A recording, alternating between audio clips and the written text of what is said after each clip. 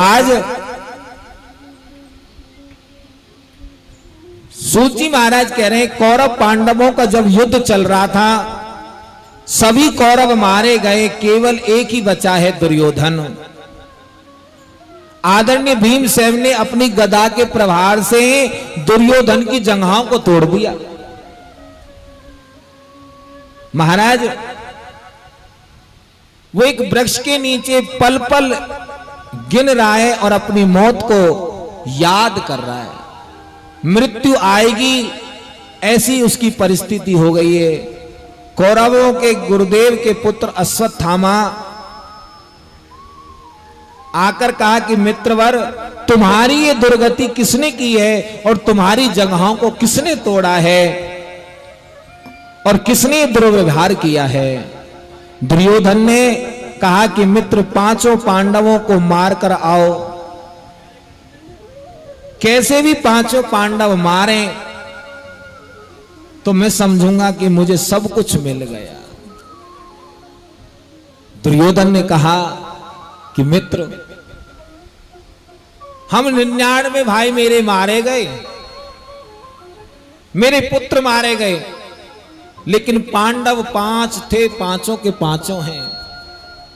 उनमें से एक की भी मृत्यु मैं देख लूंगा तो मेरे मन को शांति मिल जाएगी। आज अश्वत्थामा ने कह दिया कि मित्र, यदि तुम मुझे सेनापति बनाते तो मैं पांडवों को मार देता, लेकिन तुमने पहले भीष्म पितामह को सेनापति बनाया। वो युद्ध तो तुम्हारी पक्ष से कर रहे थे, लेकिन उनका हृदय और आत्मा पांडवों में थी। उसके बाद तुमने मेरे पिता को सेनापति बनाया, गुरु द्रोणाचार्य को। मेरे पिता भी पांडवों से अत्यधिक प्रेम करते थे। आज दुर्योधन ने कह दिया कि मित्र, अभी मैं मरा नहीं हूं, अभी मैं जिंदा हूं। जब तक मेरी एक एक सांस चलेगी तब तक मेरा पांडवों के साथ युद्ध चलता रहेगा। आज जिस जगह से रक्त बह रहा था, दुर्योधन ने उसी रक्त से अश्वत्थामा का तिलक कर दिया कि जाओ, आज से मेरी सेना के सेनापति तुम हो। अश्वत्थामा चल दिया। रास्ते में चलते चलते जा रहा है महाराज, तो उसने देखा एक वृक्ष पर एक पक्षी के बच्चे बैठे हैं और उस सोते हुए बच्चों को गिद्ध ने आके मार दिया। यही षड्यंत्र अश्वत्थामा के दिमाग में आ गया कि मैं पांडवों को सोते हुए को मारूंगा। चल दिया। विजय रात्रि की, दिवस की पहली रात्रि है। सारे पांडव सोए हुए हैं और द्वार पर मेरे द्वार का नाथ पहरा दे रहे खड़े हैं। जैसे ही अर्जुन के नेत्र खुले, अर्जुन ने देखा कि भगवान तो द्वार पर खड़े हैं।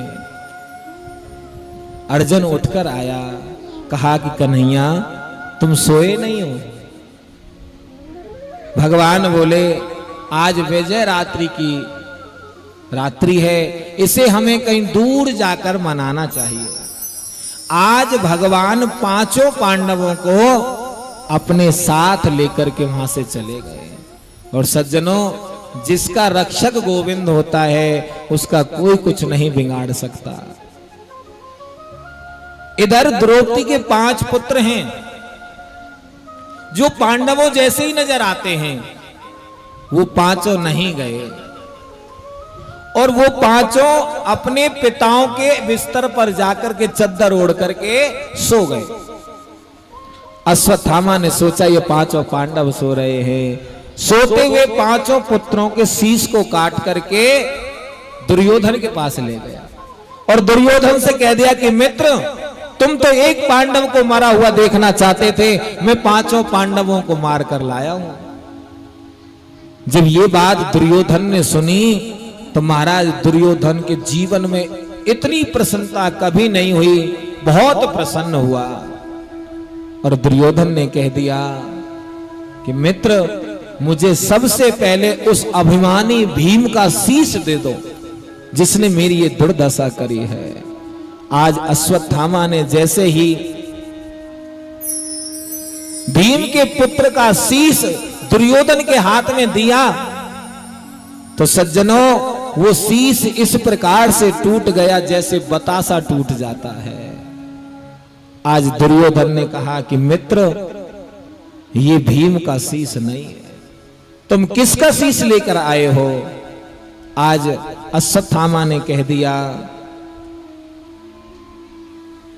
कि ये पांडवों के पुत्र का है। आज दुर्योधन कहने लगा, अरे मित्र, तूने क्या कर दिया? हम 99 भाई थे, हम 100 की 100 मृत्यु हो गई। पांडवों का एक पुत्र बचा था अभिमन्यु, उसको हमने युद्ध में मार दिया। ये पांडवों के 5 पुत्र बचे थे, इसको भी तूने मार दिया है। अरे दुष्ट, तूने तो हमारे कुल में पानी देने वाला भी नहीं छोड़ा है। दुर्योधन रोने लगा, अश्रुपात करने लगा। और दुर्योधन को यह श्राप था कि जिस दिन तेरे जीवन में सुख और दुख दोनों एक साथ आएंगे, उसी दिन तेरी मृत्यु हो जाएगी। इतना कहते कहते दुर्योधन के प्राण अंत हो गए, क्योंकि दुर्योधन के जीवन में खुशी इस बात की थी कि 5 पांडव मारे गए, और दुख इस बात का था कि तूने हमारे कुल में पानी देने वाला भी नहीं छोड़ा है। आज जैसे ही पांडवों ने 5 पुत्रों को मरा हुआ देखा तो द्रौपदी रोने लगी, और पता लगा कि हमारे पुत्रों को मारने वाला अश्वत्थामा है। अर्जुन ने इसको दौड़ करके पकड़ लिया और रथ के पहिए से बांध करके लेकर आए, और द्रौपदी से कहा कि देवी, ये तुम्हारे पुत्रों का हत्यारा है, इसको जो तुम दंड देना चाहो वो दे सकती हो। लेकिन आज द्रौपदी ने कह दिया कि इसको छोड़ दो। क्यों? तो आज द्रौपदी ने कह दिया कि महाराज, स्त्री का जो सहारा होता है, जवानी में पति का सहारा होता है, और बुढ़ापे में पुत्र का सहारा होता है। मेरे 5 पुत्र मारे गए तो क्या बात है, मेरे 5 पति तो हैं, लेकिन अश्वत्थामा की जो माता है, उसके पति को तो तुमने युद्ध में मार दिया, और इसको तुम यदि अब मार दोगे तो मैं निपुती हो सकती हूं, लेकिन अपनी अश्वत्थामा की जो माता है कृपी, उसको मैं निपुती हुई देखना नहीं चाहती हूं, इसको छोड़ दो आप। धर्मराज युधिष्ठिर ने कहा कि कैसे छोड़ दें, ये तो हत्यारा है, इसने हत्या की है। उसी समय द्वारकानाथ आए। युधिष्ठिर कहने लगे कि प्रभु बहुत सही समय पर आए हैं, हम एक बड़े धर्म संकट में हैं। क्या धर्म संकट भैया? धर्म कहता है इसने 5 सोते हुए द्रौपदी के पुत्रों को मार दिया है। और सज्जनों, सबसे बड़ा अपराध होता है, सोते हुए को कभी नहीं जगाना भी नहीं चाहिए, सोते हुए को कभी जगाना भी नहीं चाहिए। और इसने तो मार दिया है, क्योंकि सोया हुआ मनुष्य मरे के बराबर होता है। और मरे हुए को क्या मारोगे? मरे हुए को क्या मारोगे? तो देखो, न्यायकारी न्याय कर रहे हैं, और कैसा न्याय किया है? द्वारकानाथ कह रहे हैं कि ब्राह्मण को कभी मारना नहीं चाहिए, और पापी को कभी छोड़ना नहीं चाहिए। धर्मराज युधिष्ठिर कहने लगे, महाराज ये न्याय कर रहे हो कि भंवर जाल में फंसा रहे हो? अश्वत्थामा ब्राह्मण भी है और हत्यारा भी है। तो भगवान ने कह दिया कि इसको तुम मारोगे एक बार, ब्राह्मण का अपमान कर दोगे तो वो तिल तिल रोज मरेगा। आज भगवान ने उसके जन्मजात जो मणि थी उसको निकलवा दिया, सर मुड़वाकर छोड़ दिया है। अश्वत्थामा के बहुत प्रार्थना करी भगवान से, लेकिन भगवान उसको क्षमा नहीं किया और उसे श्राप दे दिया कि जाओ तुम इस कोड़ को लेकर ऐसे ही भटकते रहोगे। आज भी अश्वत्थामा जगह जगह पर दिखाई दे जाता है। ये चिरंजीवी है, उसी घाव को लेकर अश्वत्थामा आज भी मृत्यु लोक पर भटकता है। जिसको भगवान ने क्षमा नहीं किया उसको कोई नहीं कर सकता। जैसे ही अश्वत्थामा को क्रोध में आ गया और कह दिया कि मैं पांडवों के वंश में पानी देने वाला नहीं छोड़ूंगा, आज अश्वत्थामा ने ब्रह्म अस्त्र को चला दिया है। और अभिमन्यु की जो पत्नी है उसका नाम है उत्तरा। उत्तरा के गर्भ में एक बालक है, वो तीर सीधा जाकर के उस गर्भ को जलाने लगा। जो गलती सास ने करी थी वो गलती उत्तरा ने नहीं करी है, उसने सीधा भगवान को याद किया है। लेकिन द्रौपदी ने क्या किया था? पहले अपने बल को लगाया था, उसके बाद उसने अपने परिवार का बल देखा था, अपना तप का बल देखा था। जब सारे बल खत्म हो गए थे तब दोनों हाथ ऊपर करके कहा था कि प्रभु अब तो मैं तेरी शरण में हूं। वही स्थिति हमारी है सज्जनों, वही स्थिति हम लोगों की है। कैसे?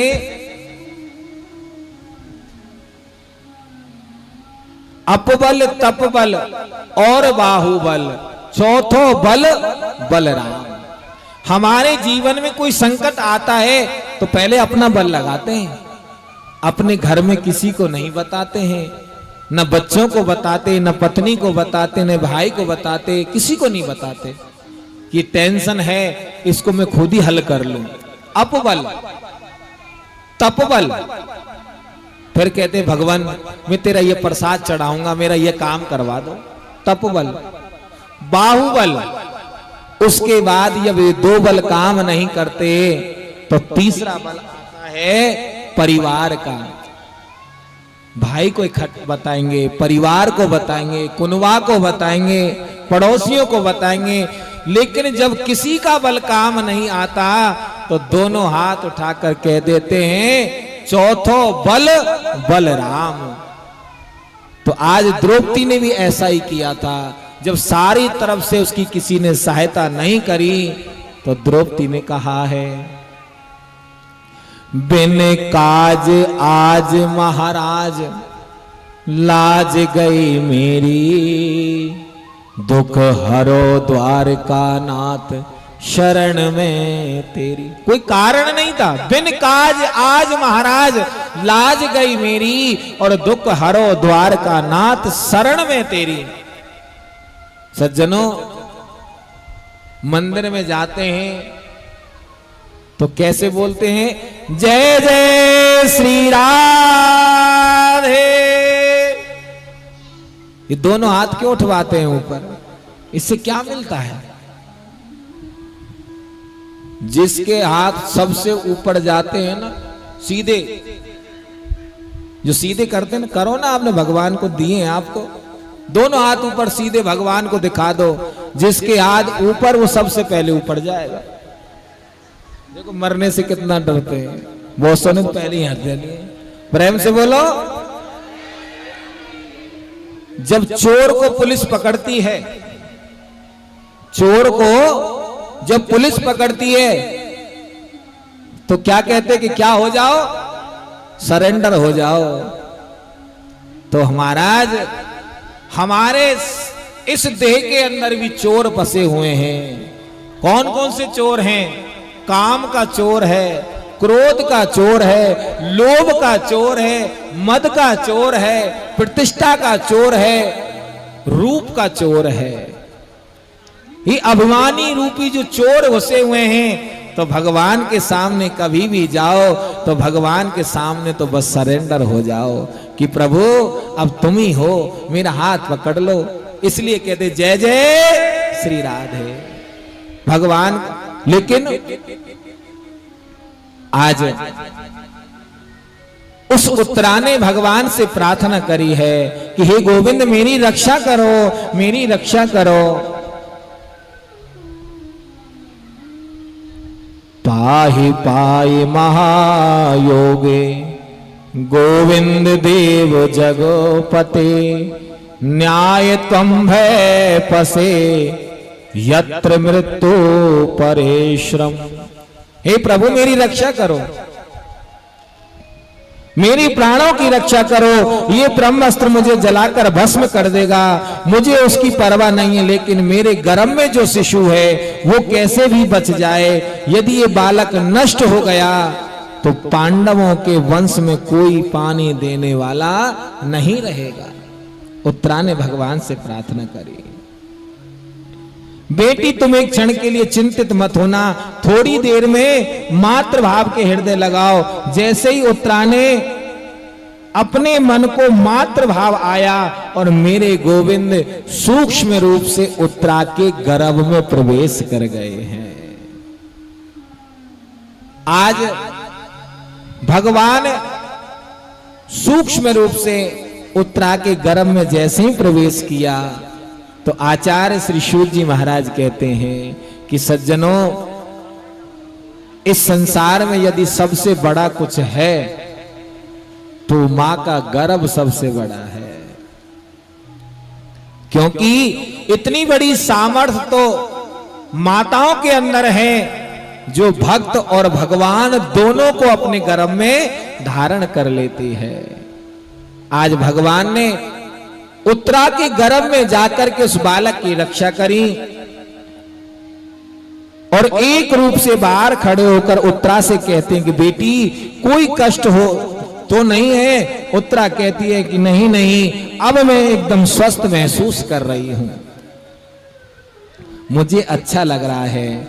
जैसे भगवान सामने जीव की कोई चालाकी नहीं चलती, वैसे ही भक्तों के सामने भगवान की चालाकी भी नहीं चलती है। माता कुंती ने सब समझ गई और कृष्ण से कहा कि मेरे पुत्र वधू के गर्भ में प्रवेश करके मेरे पौत्र की तुमने रक्षा करी है और मेरे वंश को निर्वंश होने से बचाया है। माता कुंती ने श्री कृष्ण के चरणों में गिर पड़ी और बार बार रोदर करके कहने लगी, हे कृष्ण द्वारिका वसहि देव देव जगोपते। हे गोपाल, मैं तुम्हें प्रणाम करती हूं, आप साक्षात जगदीश्वर हैं, नियंत हैं, परम पिता अखिलेश्वर हैं, निर्गुण ब्रह्म स्वरूप हैं, मैं तुम्हें प्रणाम करती हूं। लेकिन भगवान कहने लगे कि बुआ कैसी बात करती है, तू भूल गई?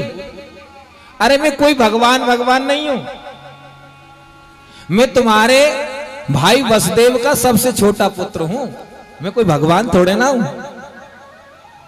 लेकिन आज माता कुंती कह रही है कि कन्हैया यही तो तेरी सबसे बड़ी चालाकी है, तू अपने आप को कभी भगवान नहीं मानता है।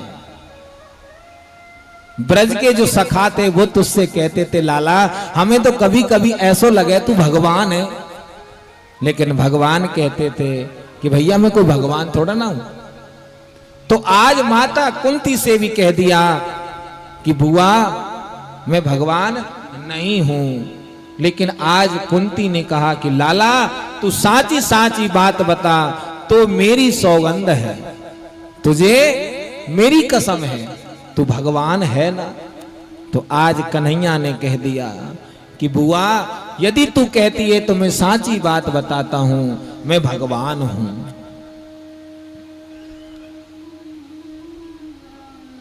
किसी को बुलाने बुआ बनाते हो, किसी को फूफा बनाते हो, किसी को जीजा बनाते हो, किसी को भाई बनाते हो, ये नाते बनाना ही तो गोविंद की चालाकी है।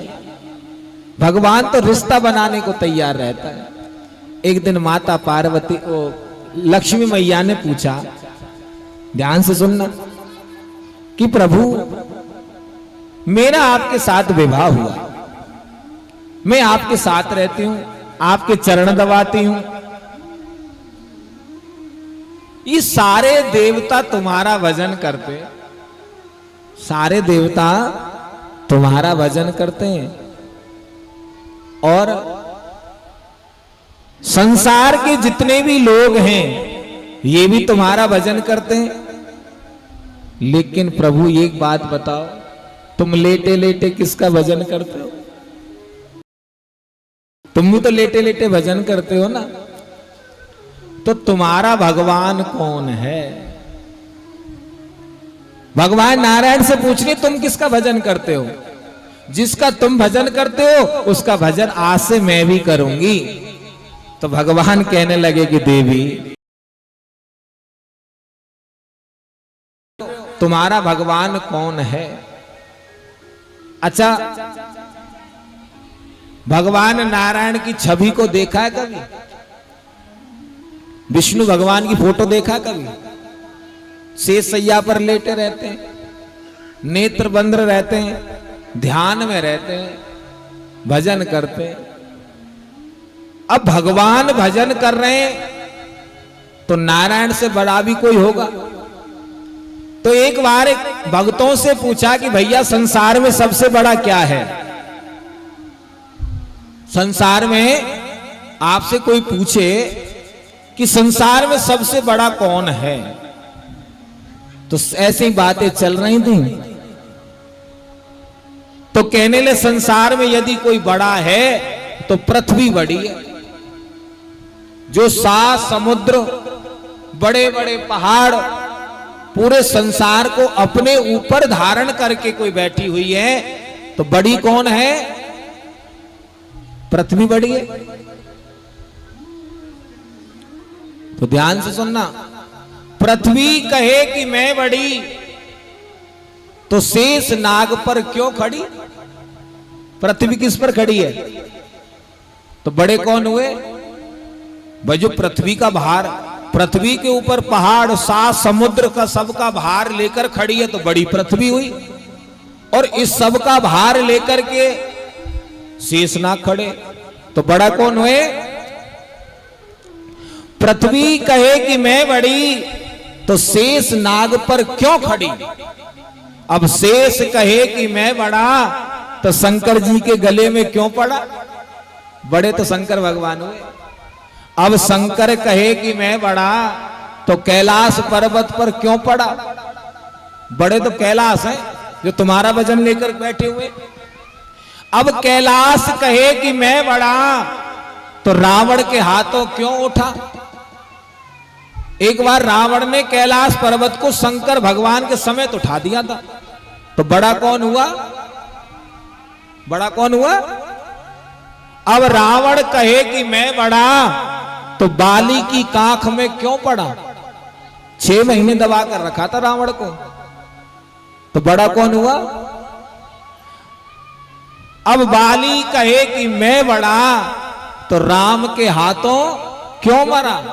बड़े कौन हुए? कौन हुए?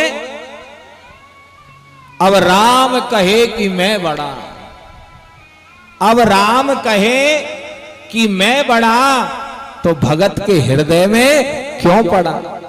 बड़े कौन है? एक बार हनुमान जी महाराज ने सीना फाड़ करके दिखा दिया था। तो भगवान राम दिखे कि नहीं दिखे? तो बड़े संसार में कौन है? भगवान के भगत बड़े हैं। तो माता लक्ष्मी से कहा कि देवी यदि तुम्हें मेरे भगवान के दर्शन करने हैं तो मैं बताता हूं मेरा भगवान कौन है। आप भी जानना चाहते भगवान? भगवान का ही भगवान कौन है? जितने भी अवतार हुए किसके हुए? विष्णु भगवान के हुए कि नहीं हुए? नरसिंह अवतार किसका हुआ?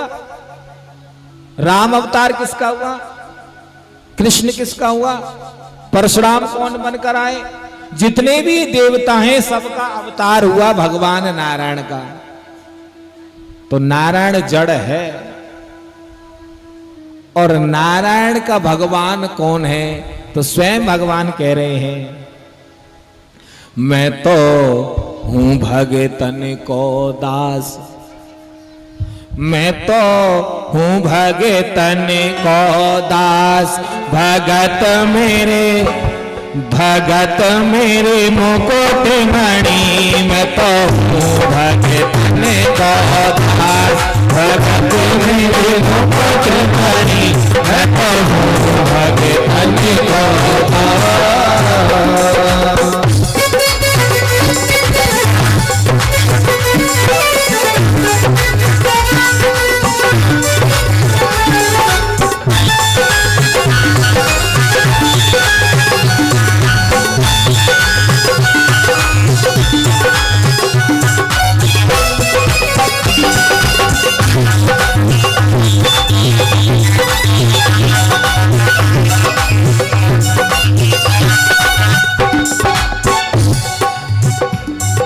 भगवान कह रहे हैं कि देवी, मैंने जो मुकुट पहन रखा है ना, इसके अंदर जो मणि लगी हुई है, ये मणि कोई और नहीं है, ये तो मेरे जो भक्त है ना, ये वही है। मैं तो हूँ भगतन को दास, भगत मेरे मुकुट मणि। मैं तो हूँ भगतन को दास।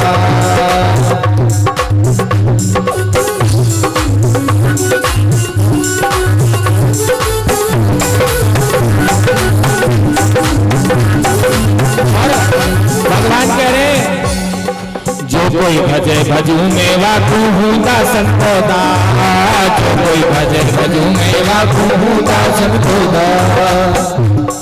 भगवान कह रहे कि जो मेरा भजन करता है, मैं उनका भजन करता हूँ।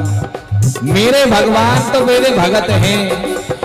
जो कोई भजे भजू मेवा कहूँ दासन को दास। जो कोई भजे भजू मेवा कहूँ दासन को दास। जात पात में देखो नहीं, जात पात में देखो नहीं, देखो प्रेम प्रभात। भगत मेरे हरे हरे, भगत मेरे मुकुट मणि। मैं तो हूँ भगतन को दास, भगत मेरे मुकुट मणि। मैं तो हूँ भगतन को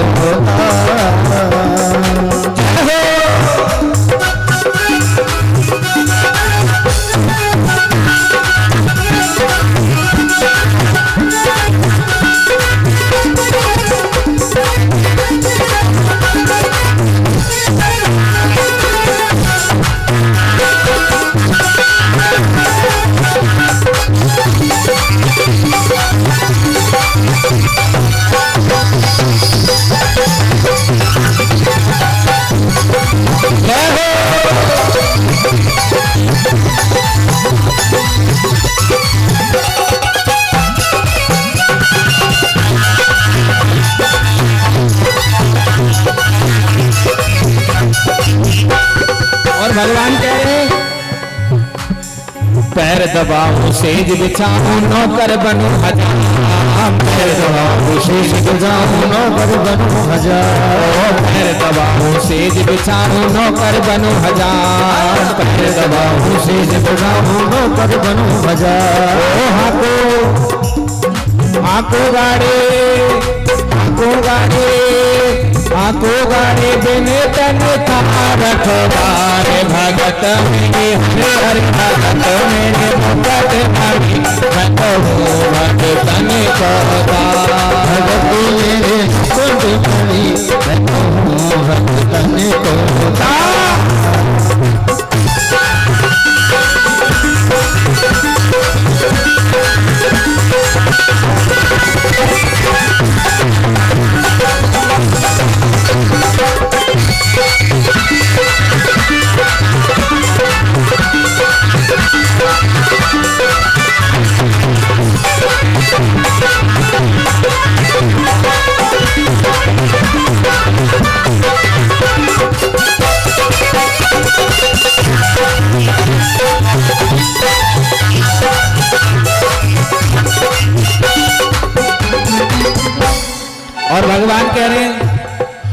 झूठा खाऊं गले लगाऊं नहीं जात उनको धाम, झूठा खाऊं गले लगाऊं नहीं जात को धाम, झूठा खाऊं गले लगाऊं नहीं जात को धाम, झूठा खाऊं गले लगाऊं नहीं जात का धाम। आचार विचारे कछु नहीं जानू, भगवान कह रहे आचार विचार में कुछ नहीं जानता हूं। झूठा खाऊं गले लगाऊं नहीं जात को ध्यान, झूठा खाऊं गले लगाऊं नहीं जात को ध्यान।